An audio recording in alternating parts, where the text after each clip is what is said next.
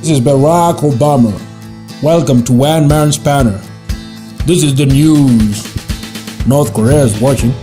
You better be.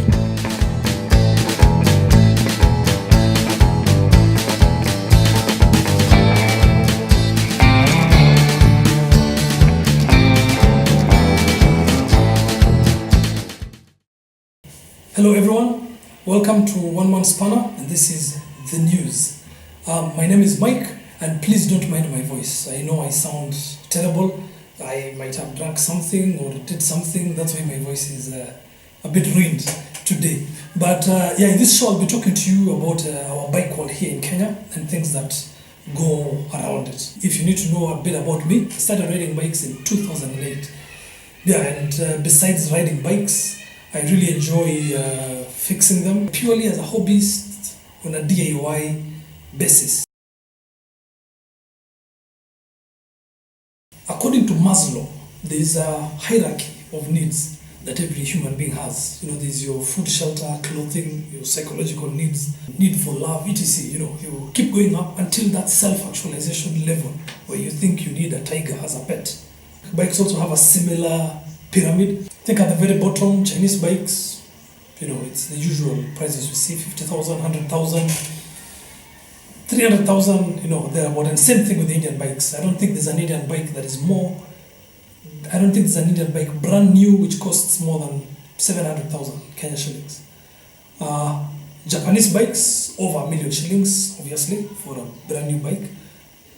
And by that I'm not talking about the smaller courier bikes. I'm talking about the sort of bikes that we would ordinarily ride on the road, not a YBR 125 or something like that. No, I'm talking about a proper bike. European bikes, 1.5 million shillings and above. Italian bikes, 2 million shillings and above. The Benellis, the Ducatis, that type. Then the custom Italian bikes, could be anything. 10 million shillings, 100 million shillings, anything. I don't know. Since I know we are Kenyans, we've also found a way of escaping this pyramid here by getting into the second-hand market. So a lot of you have Japanese and European bikes for under 1 million shillings. But if you are to get a brand new bike, what can you afford in this? Now, based on the inquiries I get, I see most people would very easily fall under the Chinese and Indian category of bikes. But since there's a quality threshold in this program, I'll draw a line under the Chinese, not dealing with any of those. Now, Indian bikes. Indian bikes are actually considerably good, some of them. There's a group of manufacturers in India who've really reached global standards of manufacturing, and they're doing some really good work. Specifically, Royal Enfield and Bajaj.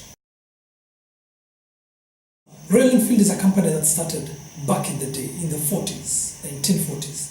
And the bikes it makes are iconic bikes. If you've ever had the privilege of being near a Royal Enfield, you'll know what I'm talking about. That thump, that sound, amazing. And it's actually a pity that there are not that many in Kenya. I don't know, is it that we don't know about them? Is it that they look too ancient? Is it the wire wheels? I don't know. But listen to what these Indian guys are saying. Listen to these Indian guys. I think they say it way better than me.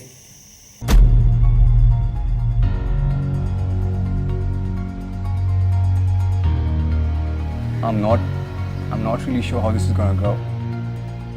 This is probably going to be one of my toughest reviews yet. Because the bike I'm reviewing today is like no other. And this particular model, the popularity and the cult following it enjoys, I think it's even stronger than the brand it represents.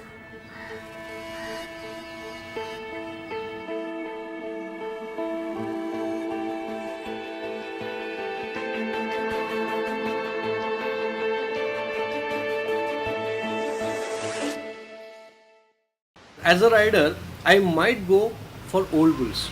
Correct. Reason, first of all, thump, the torque which I get. The vehicle is really enhancing a rider's personality. Yeah. And the guy is going without any fear, he is going like duck, duck, duck, duck, duck. This is my feeling.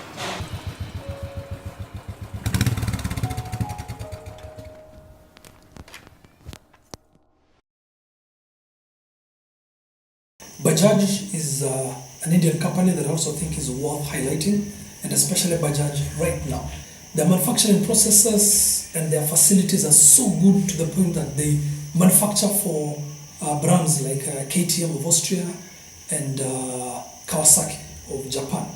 They've even collaborated with KTM, and they use the same engine block to make the engine for their flagship model, the Bajaj Pulsar 200NS. And if you don't believe me, look at my oil filler cap there. Offer Bajaj Pulsar 200NS, but you can see the KTM markings on it. They make really good bikes at this stage. And their bikes, and their bikes also do well in terms of handling, fuel efficiency, power, and of course, more important for us, price. What I'm basically saying is India right now and motorcycles from India are quite good. I think they've reached a decent threshold of quality, but not all of them.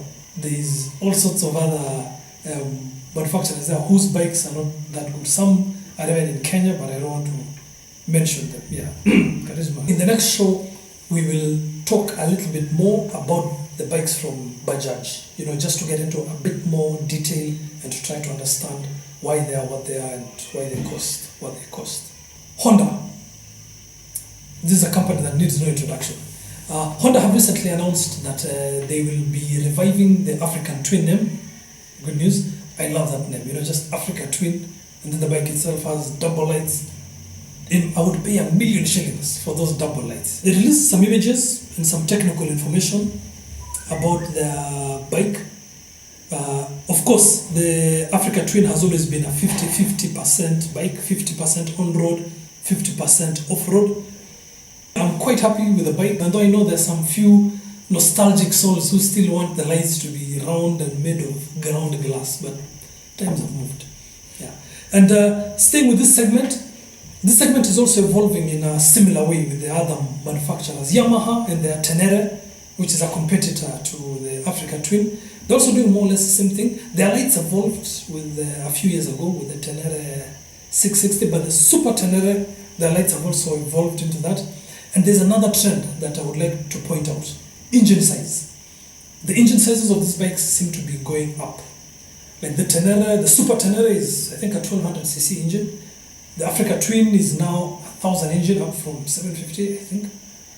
And I even have a feeling that they will discontinue the 660 Tenere, and remain with this. And even further up the food chain in this segment of bikes like the KTM 990 Adventure is now the KTM 1190 Adventure.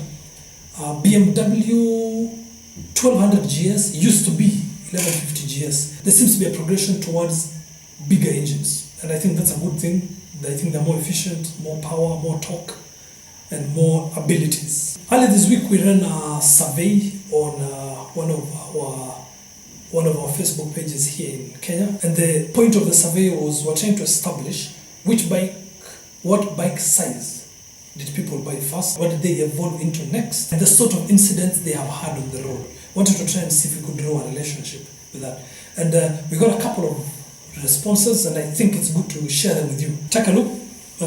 Most of the people responded are male. When did you start riding on a regular basis? The majority under 1 year ago, so lots of newbies. The other group is 5 to 10 years ago. That's people like me now. People started in 2008. 1 to 4 years ago, and over 10 years ago. I was actually quite happy to see that guys who've been riding more than 10 years responded in this survey.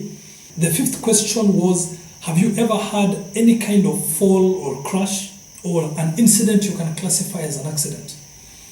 Now, the majority have fallen 1 to 3 times, which I think is quite a good thing, and followed by the people who've never fallen. I think because the majority also have owned their bikes for less than a year. So how did these accidents happen? But specifically where only you were involved. No one was near you, you just found yourself on the ground. How did these accidents happen?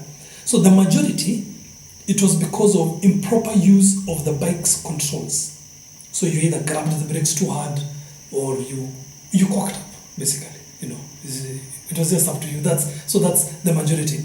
Now, very tellingly, the second highest cause for falls and incidents was loss of grip due to things like water, oil, and dirt. And you who have not fallen, please take note of this. Oil, water, dirt. Yeah, there's this chap here. Two very good looking girls on the side of the road ended up under a van. Driver unaware, he just drove off. Very embarrassed. Yeah, very embarrassing indeed. The last question was regarding the other idiot now. Where you were not to blame, but it was the other person. How did it happen? And overwhelming majority say it was an ignorant or an inconsiderate car driver. The other one, and it's quite a distance also compared to the rest, is situations where you either braked really hard or had to swerve in order to avoid an incident. The survey results link is here. You can take a look at this link, use this information whichever way you want at your own time. Dear One Man SP, is that even a real name? Okay, you couldn't be bothered to type spanner. You don't know. What should I look for when buying a new bike? So, this is what I'll say. If you want to buy a bike for your first time, what sort of bike do you want? And what do you want to use the bike for? I think that's the starting point. Then, once you know that, you research on the options available and what works for you. The third thing I would say is accept that bikes do cost money. Okay? Because it's very common, especially the sort of requests that I do get once in a while. You find somebody who talks about ABS, not 260, all these things, and wants to pay 150,000 shillings. Doesn't happen. Okay? So, good bikes cost money. So, that's one thing you should also accept. And then you need to identify the right sort of individuals or companies to help you to get your bike.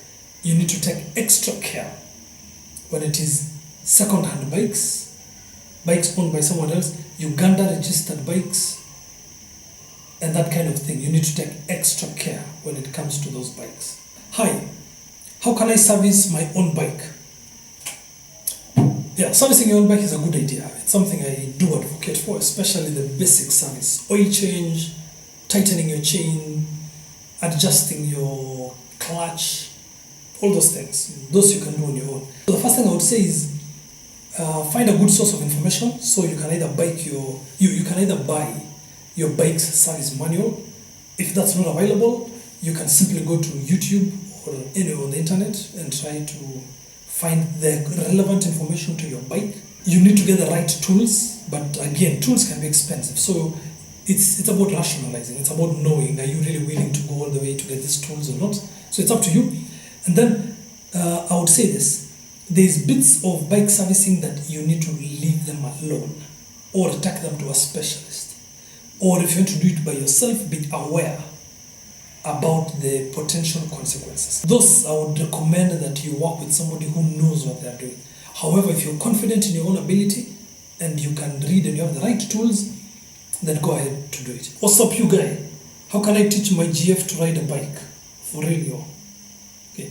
So, I'm assuming your GF is your girlfriend, and I don't recommend it. I don't recommend you teach your girlfriend how to ride a bike. I had a dreadful experience many years ago. The girlfriend I was teaching the bike put the bike on the ground. Then while it was on the ground, she wanted to rescue it up the ground. She opted to accelerate while it was lying on the ground. So the bike started spinning and scratching the board even more. And it was a brand new bike at the time. Yeah. And you can't get mad, because if you get mad, then she gets mad, then you're in trouble and you don't know how to solve it. Long story. So do not teach your girlfriend how to ride a bike. You find a way to get her trained. There's lots of people. There's the very patient gentleman called Johnny Rungu, who is quite mentioned in those forums, and lots of other guys. So find a way to get her taught. Don't do it with your bike. She will ruin it, and then you will be the one in trouble, and you'll pay for it. Okay?